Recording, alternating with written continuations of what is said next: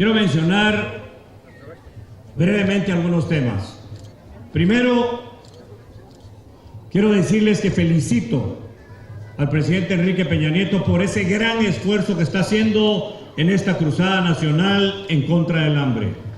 Un tema que ya lo mencionaron, no tiene colores, no tiene partidos, no tiene ideologías y tampoco tiene fronteras. Y se lo digo así porque igual nos está pasando a nosotros también en nuestro país, en Guatemala. Estamos en una lucha similar a la que está llevando el presidente con todo su equipo.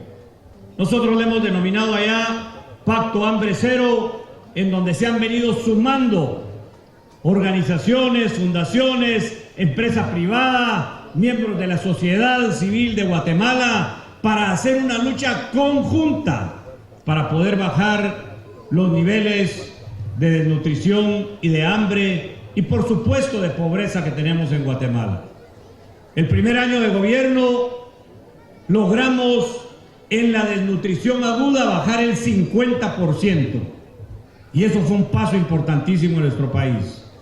Nos hemos propuesto en la desnutrición crónica bajar el 10% en los 4 años de gobierno. Estamos haciendo un esfuerzo muy grande y estoy seguro que lo vamos a lograr. Por eso esta visita para mí, para el equipo de gobierno que me está acompañando, es importantísima, porque venimos a ver en el campo.